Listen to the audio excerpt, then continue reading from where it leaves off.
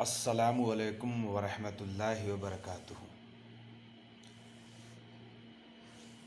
मैं अपने सभी दोस्तों से ये कहना चाहता हूँ कि बहुत से हमारे ऐसे दोस्त यार हैं जो इंडिया में या इंडिया से बाहर बेरोज़गार बैठे हैं। उनको ये लगता है कि हम सऊदी जाएं, सऊदी मतलब अरब कंट्री जाके हम अच्छा पैसा कमा सकते हैं। तो मैं उन लोगों से यही कहना चाहता हूँ कि पैसा तो आप अच्छा कमा सकते हैं, मुश्किल नहीं है, मगर आज की डेट में जो हम लोग एजेंट के ज़रिए आते हैं तो एजेंट लोग बहुत फ्रॉड कर रहे हैं। बताते हैं 8 घंटा 9 घंटा ड्यूटी है, यहाँ आने के बाद पता चलता है और वहाँ हमसे साइन भी करा लेते हैं, एग्रीमेंट भी करा लेंगे, वीडियो भी बनवा लेंगे, सब कुछ करा लेते हैं। और ये सारा प्रोसेस कब होता है? 2 दिन 3 दिन जब रह जाता है सऊदी आने के लिए या अरब कंट्री आने के लिए, तो ये सारे प्रोसेस को कंप्लीट कराते हैं कि बंदा ना इधर का रहता है ना उधर का। क्यों? ज़्यादातर एजेंट पासपोर्ट जमा करा लेते हैं, कुछ पैसे जमा करा लेते हैं, उसके कुछ दिन बाद अपना जो भी पासपोर्ट जमा करा के पैसे जमा करा के वीज़ा वगैरह लगाते हैं। ठीक है, उनका भी कहना कहीं ना कहीं सही है कि अगर पासपोर्ट ले लिया हमने, पैसा ले लिया, तो अगर वीज़ा आया तो बंदा मुकर नहीं सकता। क्यों? उसका पैसा, उसका पासपोर्ट हमारे पास जमा है। ऐसे क्या रहता है, लोग कहते हैं ठीक है कोई वीज़ा है बताइएगा। वीज़ा नाम से निकलता है, नाम से निकलता है तो उसका पैसा खर्चा होता है। तो ठीक है, आप पासपोर्ट ले रहे हैं, पैसे ले रहे हैं, मुश्किल नहीं।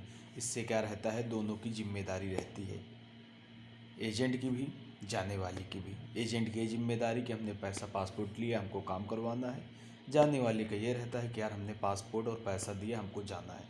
ठीक है, मुश्किल नहीं है। मगर मैं अपने भाइयों से यही कहना चाहता हूँ कि कोशिश ये करें। बहुत से लोग 1000 रियाल में चले आ रहे हैं, 1100 रियाल में चले आ रहे हैं, 1200 1300 रियाल में चले आ रहे हैं।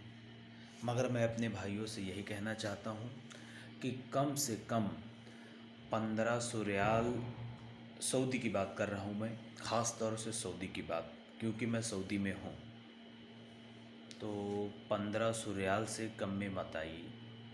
इसलिए आने को तो हम चले आते हैं, उस टाइम हमको कुछ पता नहीं रहता है। बस हमारे अंदर बस एक जज्बा जुनून रहता है कि हम सऊदी, हमको जाना है। सऊदी के चक्कर में हम कुछ पता भी नहीं लगाते। एजेंट हमको बताते हैं 8 घंटा 9 घंटा ड्यूटी है, प्लस ओवर टाइम है, फला फला, यही सब चीज़ें बताते हैं। यहाँ आने के बाद कुछ अलग ही होता है। 8 घंटा ड्यूटी के बजाय 12 घंटा करना पड़ता है। 12 घंटा का एजेंट बता रहा है तो 15 से 17 घंटा करना पड़ता है। हाँ, लिहाजा सैलरी जो बताएंगे आपकी सैलरी वही रहेगी। अगर मान लीजिए आप 1200 या 1300 रियाल में आ रहे हैं, तो 1200 रियाल अगर आपकी सैलरी है या 1300 मान लीजिए, तो महीने का खाना खुराकी जो होता है लमसम 2 से 250 रियाल के बीच में आ जाता है। हम अगर एक रूम में हैं तो उसमें 4-5 लोग रहते हैं साथ में, 4-5 लोग मिल के बनाते खाते हैं। एक टाइम खाने का ख़र्चा जो आता है 2 से 250 रियाल आ जाता मंथली। प्लस वाईफाई लगवाते हैं 4-5 लोग मिल के। वाईफाई जो लगता है, जैसे हम लोग इंडिया में कोई काम करते हैं तो आधार कार्ड लगता है। कोई मतलब कोई भी वर्क, अगर जैसे मान लीजिए या सिम लेना हुआ या कोई भी अदरवाइज़ कोई भी काम हो तो आधार कार्ड मान्य है। उसी तरह यहाँ अकामा मेन होता है, अकामा का मान्य होता है। अकामा रख के हम कहीं भी आ जा सकते हैं पूरे आल सऊदी में, कोई हमको टच नहीं करेगा। अगर सुरता वगैरह पकड़ता है, सुरता यानी कि पुलिस को यहाँ सुरता बोलते हैं, अगर सुरता वगैरह हमको रोकता है, कुछ पूछता है, तो मकामा दिखा देंगे, बात वहीं से ख़त्म। हमको वो जाने देगा, हमसे कोई पूछताछ नहीं करता। तो अकामे पे एक आदमी अकामा देख के अपना वाईफाई लगवा लेता है। वाईफाई लमसम वाईफाई का खर्चा आता है महीने में 250 से पौने पौने 300 रियाल।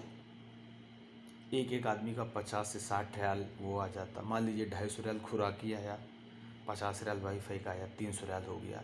1300 की सैलरी में 300 रियाल हमारा ये निकल गया। प्लस अब बचा 1000 रियाल, जिसमें से हमको 200 रियाल पॉकेट मनी रखना है। इसलिए अगर हमको हफ्ते में एक छुट्टी मिलती है तो उसमें हमको अपने पास से ला के कुछ बनाना है।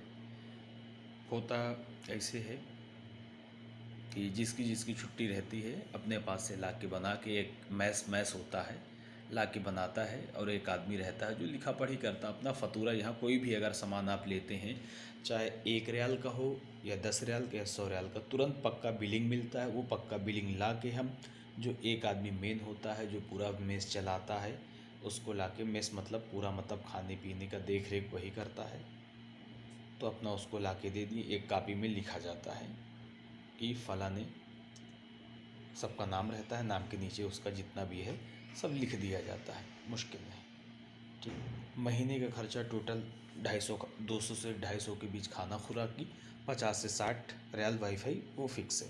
मतलब 300 रियाल ये हो गया। प्लस 200 रियाल हम रखते हैं पॉकेट मनी, जो खाना खुराकी रहता है। और कम से कम 100 रियाल तो हम रखते ही हैं, जो अपना चाय पानी का। 300 वो निकला, 300 ये निकला, 1300 में 600 निकला। अगर 600 हम निकाल दिए तो हमारे पास कितना बचा? 700 रियाल। अब आप बताइए 700 रियाल बचा के हम क्या करेंगे? 700 रियाल इंडिया का वही आपका बना जाके, जो भी 15-16 हज़ार बना, मोटा मोटा 15-16 हज़ार बना। तो मैं अपने उन भाइयों को यही कहना चाहता हूँ जो 1000-1200-1300 रियाल की सैलरी में सऊदी आ रहे हैं, वो 1000-1200-1300 में ना आए। इसलिए 15-16 हज़ार बचा के कुछ नहीं होना है। लोग तो हमको यही समझते हैं कि हम सऊदी गए हैं, बहुत अच्छा पैसा कमा रहे हैं, 30,000, 40,000, 50,000 तो कमा ही लेते हैं। मगर यहाँ आके कुछ दूसरा होता है। तो हम अपने उन भाइयों को यही जानकारी देना चाहते हैं जो अरब कंट्री आ रहे हैं, अगर आ रहे हैं तो अच्छी सैलरी में आएँ। क्यों? यहाँ ड्यूटी का कोई टाइमिंग नहीं होता है।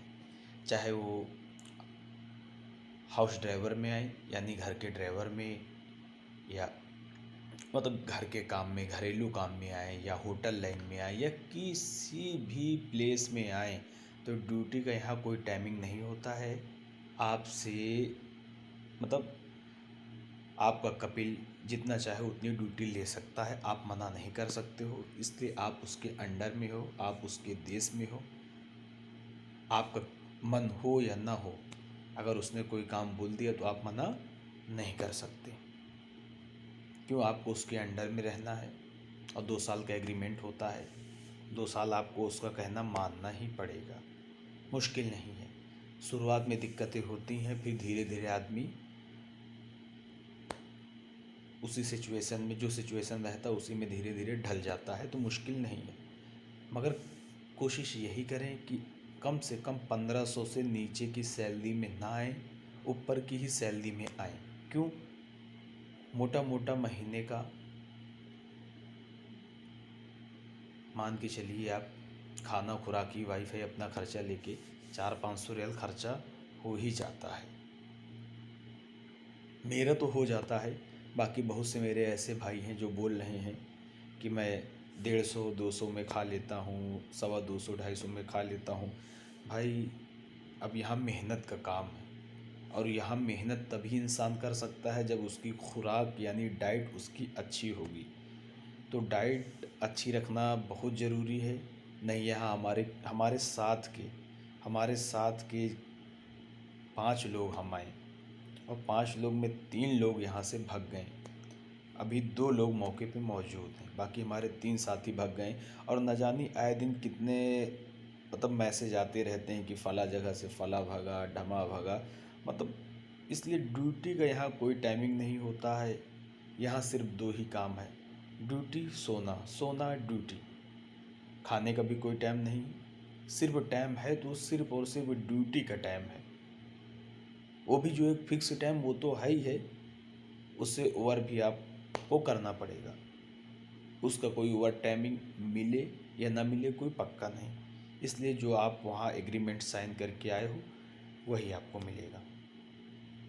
आप सोचो कि आपसे 2 घंटा 3 घंटा ओवर करा लिया गया, अगर वहाँ आपने ओवर का एग्रीमेंट साइन किया कि 2 घंटा 3 घंटा हम करके ओवर करेंगे, उसको हमको एक्स्ट्रा मिलेगा, वो लिखा पढ़ी है, तब तो आपको मिलेगा। और नहीं तो अब मैं भी आया हूँ तो मुझे 11 घंटा ड्यूटी बोला गया, 11 घंटा ड्यूटी बोला गया। 15 घंटा ड्यूटी करता हूँ, कभी 12 घंटा, कभी 13 घंटा, कभी 15 घंटा, कभी 17 घंटा। ठीक। सैलरी 1293 बोला गया, 1293 रियाल। ठीक है। बाकी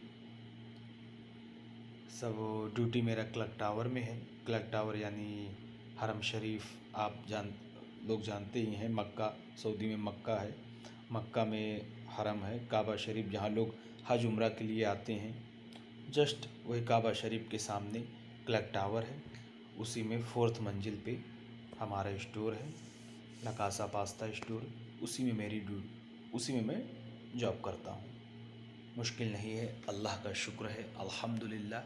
शुरुआत से काफ़ी अच्छे और बेहतर हालात हैं, मगर शुरुआत में जो परेशानी का सामना करना पड़ता है उसी में बंदे टूट जाते हैं और भग जाते हैं। जो सब्र कर लेता है वही रुक जाता है। अल्लाह सबको सब्र करने की तौफीक दे। मगर भाई सब्र सब नहीं कर पाते हैं, तो मैं आपसे यही कहना चाहता हूँ, जितने भी अरब कंट्री में आने वाले लोग हैं कि आएँ तो अच्छे से छानबीन करके आएँ। एजेंट से एक एक बात जो आपके दिलो दिमाग में है पूछ लें। दिमाग पे ये मत रखें कि मैं सऊदी जा रहा हूँ, बस सऊदी का नाम सुन के खुश हो गए, जो वो बोल दिया हाँ हाँ कर लिए, एग्रीमेंट पे साइन कर दिए, वीडियो अपना बनवा दिए, बस वही फंसना हो गया। क्या फ़ायदा, 1 लाख 1.5 लाख आप लगा के आओ और यहाँ से भागना पड़े। तो लिहाजा जब भी आए अच्छे से जानकारी करके आएँ। अगर आपको नहीं जानकारी है, जो आपके ख़ास में अरब कंट्री में हो या रह चुका हो, उससे जानकारी कर लें, उसके बाद आएँ। बस मैं यही संदेश अपने भाइयों को देना चाहता हूँ, यही जानकारी अपने भाइयों को देना चाहता हूँ। बाकी दुआ की दरख्वास्त है आप भाइयों से, दुआ में याद रखें। बाकी मैं इसी तरह आपको यहाँ से जुड़ी सारी जानकारी देता रहूँगा। हालांकि मेरे पास टाइम नहीं रहता है कि मैं वीडियो बनाऊँ, वीडियो बना के डालूँ, टाइम ही नहीं। मगर फिर भी मुझसे बहुत से लोगों ने कहा भाई कोई अच्छा वीज़ा हो तो बताओ बताओ। मैं उनको बस यही बोलता था कोई अच्छा वीज़ा होगा तो बताऊँगा। क्यों, मैं जब शुरुआत में यहाँ आया तो मैं भी बहुत सी मुसीबतों का सामना किया। मैं नहीं चाहता कि कोई मेरे ज़रिए आए और मुसीबत का सामना करे और उसके बाद मुझको 4 बात सुनाए कि यार कहाँ बुला के मुझे फंसा दिया। मैं ये नहीं चाहता। हालांकि बहुत से लोग मुझसे नाराज़ भी हो गए, गुस्सा भी हो गए, बात भी नहीं कर रहे हैं, मुझे इसका कोई भी गम नहीं है। आज नहीं कल मैं उनको मना लूँगा। मगर मैं ये नहीं चाहता कि मेरे ज़रिए कोई बंदा अरब कंट्री आए और आके बेचारा यहाँ आके परेशान हो, रोए गाए कि भाई ने हमको कहाँ बुला के फंसा दिया। इसीलिए मैं किसी को नहीं बताता कि यहाँ फला वीज़ा है, ढमा वीज़ा है, आप आओ। मगर आने वाले तो आएंगे, मेरे कहने से कुछ नहीं फ़र्क पड़ता।